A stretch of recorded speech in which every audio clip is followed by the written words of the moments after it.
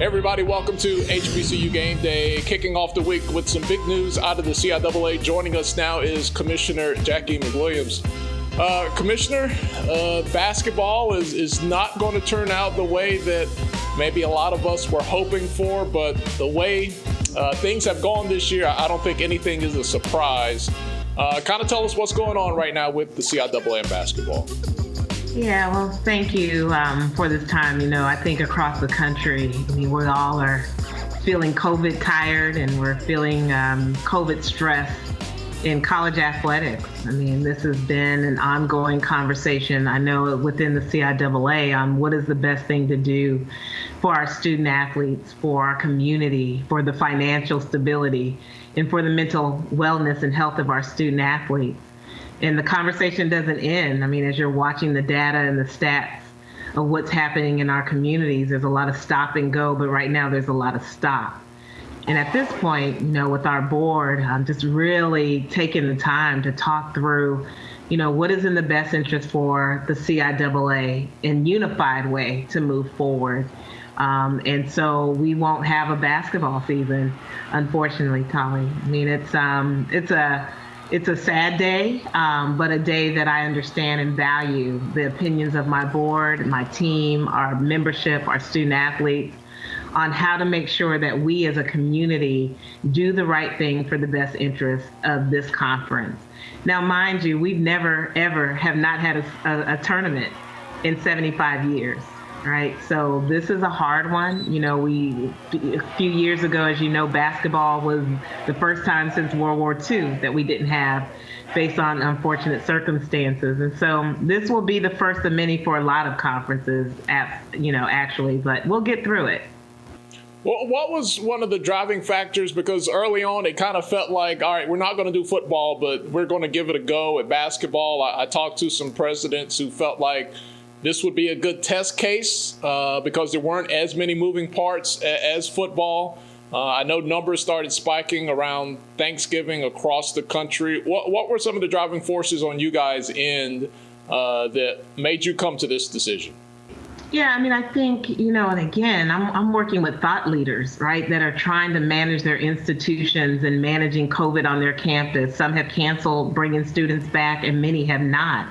And they have the firsthand experience of how to manage it in their own bubbles, right? And so now we're talking about bringing students and creating that space, but then putting them out in the space where they're going to have to compete in other spaces. I can tell you that there was a lot of work done amongst our institutions and our community to make sure, the CIAA community, to make sure that we were all doing things lockstep together. But the problem is to have a clear path moving forward, even though we have all these protocols and testing and checklists in place. What we can't control is COVID and the impact that it has on the African American community, which is happening continually in a higher than a normal rate in our footprint. And so there are some stipulations now that are happening in the state of Maryland, as you see in North Carolina, Virginia, South Carolina, and this is where our schools, this is where they reside. And so based on what we know, based on what we're forecasting, we're not sure, even though we have a vaccine that we'll see, when we will even have access to it, could we be ready in January and February? And with what we know right now, we won't be ready. What does this mean financially for the conference? The CIAA tournament is by far your number one revenue generator. It provides scholarships, financial relief, for lack of a better word, to all of the member institutions. Without having a tournament this year for the first time ever, what does that mean financially? Yeah, I think just like every conference and institution, everyone's having to make some hard decisions about what's next if you don't have your greatest resource, which 60% of the basketball tournament helps with all of our other championships and our partnerships and scholarship distribution. But I can tell you, we've been on the front of this. So I don't think, we're not, and what's great, I'm not, or nor my board are in shock of where we are. I think we have prepared for the worst case scenario starting in May to the middle of the road to the most opportunities that we can create out of what's going on. And so we have created different budgets and scenarios to manage expectations. And so we have one to manage this expectation. You know, we all have made cuts in different places. Our membership have been committed in their dues and their assessments that they submit to the conference as part of our operation and the value add that they get for being a member. And so with that, you know, we're going to be okay. Will it be tough? Absolutely. You know, but I think we'll still be in a place when we get on the other side of this, will be fine. And honestly, Talia, we have great partners. I mean, our partners have not vacated us. I mean, we will work with them to see how we can reallocate where needed. But I'm just grateful that I have a great CIAA board and I have great national partners that value this partnership and want to help us succeed. Let's see if I can get some rapid fire questions in here. I know your time is short. Thank you so much for your time, Commissioner. A team like Lincoln, they've already started, doing pretty good, a lot of excitement, even though there's no fans. What happens to a team like Lincoln who's already playing? You know what, I'm actually proud of their leadership and them taking a chance at playing games at this time. You know, we'll allow our schools to finish out those games that they have prior to the January season because there are some commitments there. I think the board agreed if you have those, let's go ahead and give those schools the opportunity to play them out. But when we get to January, it's going to be an all stop for our conference moving forward. And so I'm really proud of them for making the attempt to try to allow their student athletes to play and having the proper protocols in place so that they're able to secure as best as they can the health and wellness of our student athletes and coaches and administrators. How about eligibility? I know the NCAA has been in the waiver business since COVID hit. I'm trying to keep up with it day to day. What about eligibility for student athletes? Yeah, I don't think it will change any different than what we've allowed for our students who didn't get to have a football, volleyball, or cross-country season. I think the NCAA has been great in creating policy and opportunities for our student athletes to opt in or opt out and to continue to keep their year of eligibility. Our governance staff with Eddie and Marcus has been tremendous in communicating with our members and our student athletes on what their options are. And so I believe those student athletes will still have an opportunity to have another year back if they want it. Many of them might just want to graduate this coming year. Many of them will graduate, and then they get to determine whether they're going to come back or not. Yeah, gosh, my heart goes out to them. It'll be the end of a lifelong pursuit for many of those young men and women.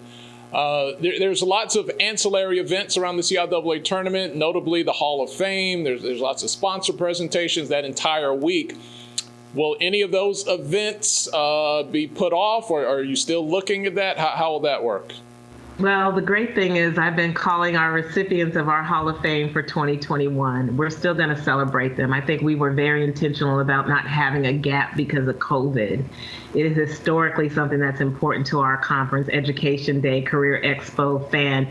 So we'll be looking at doing a virtual experience. Now, mind you, we've been working on this since May, understanding that it was possible that we may not have fans or be able to go in person. And so what could we do to continue to engage our community? And my team and Baltimore team and our sponsors, we're real excited. I think we're going to do something unique and different that most conferences have not thought about or will not do based on capacity. And finally, Commissioner, I want to leave on with some sunshine here with this news.